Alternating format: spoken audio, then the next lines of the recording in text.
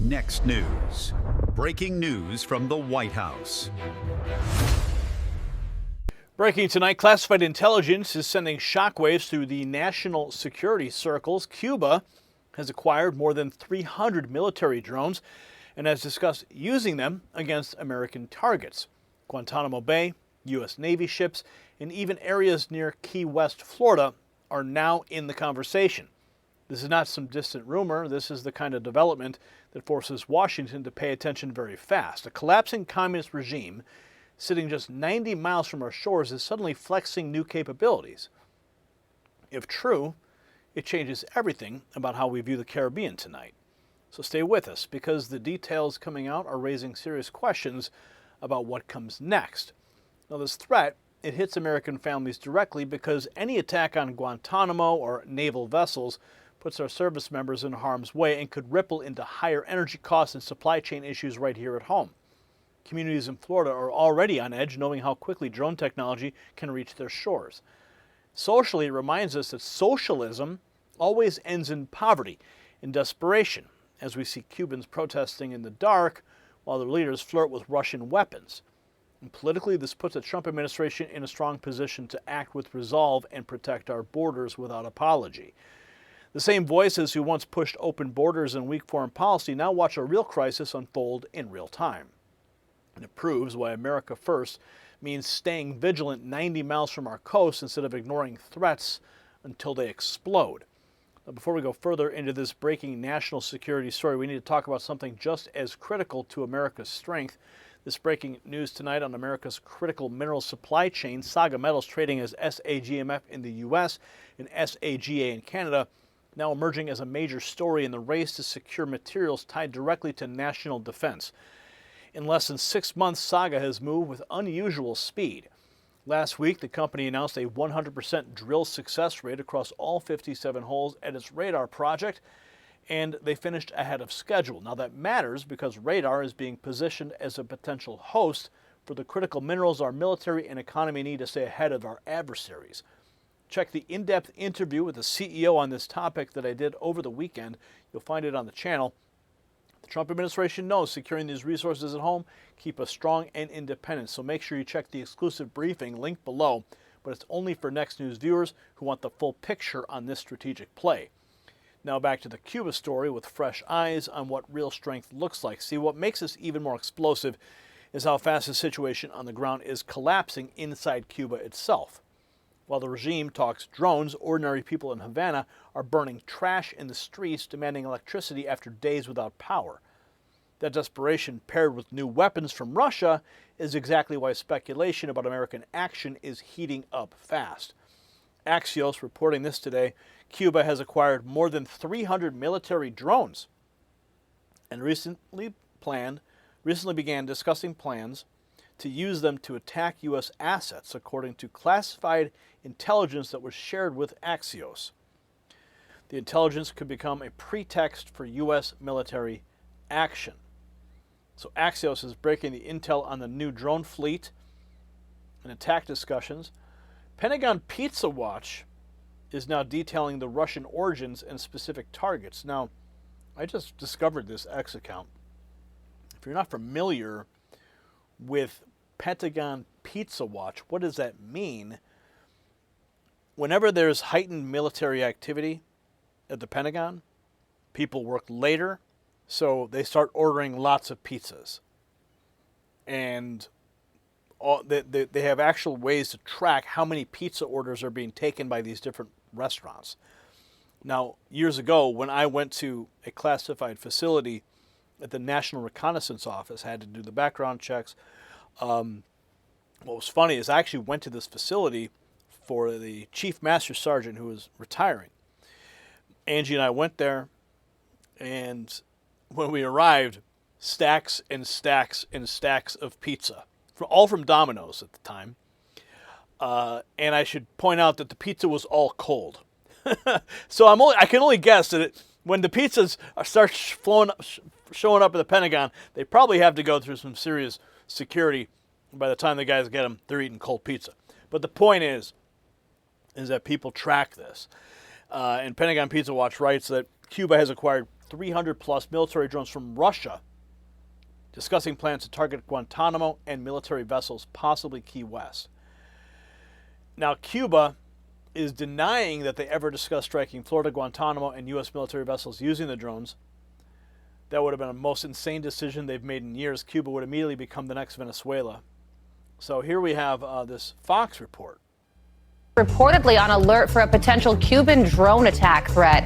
Axios writing, quote, Cuba has acquired more than 300 military drones and recently began discussing plans to use them to attack the U.S. base at Guantanamo Bay, U.S. military vessels, and possibly Key West. But Cuba's foreign minister is denying the claims, writing, without any legitimate excuse whatsoever, the U.S. government builds day after day a fundamental case to justify the ruthless economic war against the Cuban people. Cuba neither threatens nor desires war. This comes as sources tell Fox that the U.S. is preparing to indict former Cuban leader Raul Castro. Oh, they're going to do him like Maduro. So Cuban foreign minister rejecting any drone threat. Pentagon Pizza Watch now tracking a 46% polymarket odds on the potential U.S. strike this year. 46% chance the U.S. strikes Cuba this year. That's pretty high. Speculation all returning what comes next. Mario Naval shows the 106 SOAR Night Stalkers training and asked if Cuba is the next target. He points out that these are the guys who went into Venezuela to snatch Maduro and Iran. So apparently they're hopping, skyscraper hopping in downtown Los Angeles. This is the video of this elite helicopter unit that was used to snatch Maduro. And they're training in downtown Los Angeles right now. So what does that tell you? I don't know.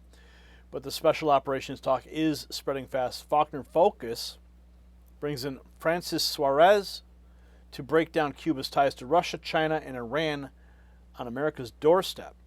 Cuba threat warning, what to know. It's hard to believe that even the 300 drones that they have, and I've actually seen pictures of what they look like, would have the capabilities of penetrating our air defense and actually hitting sovereign American territory. However, it's something you have to take seriously. You know that they have, and there's reports that Iranian, people have come to the country and are teaching them on their technology and how it succeeded in Iran in trying to maintain control of Hormuz and strike U.S. bases. So they're collaborating with our enemies, and they've been collaborating with our enemies, whether it's China or Russia, for decades. Remember that Russia taught Cubans how to spy through KGB training, and that China has been using Cuba as a spy base just 90 miles away. So none of this makes us feel good, and I think Secretary Rubio and his team have done an excellent job of understanding what the real threat of Cuba is. Not just military, not just spying, but also it's a threat of inculcating poverty in our hemisphere, which creates immigration pressure in the United States. So that was from the Faulkner Focus. National security concerns are mounting. And the CIA just dropped fresh imagery from Havana.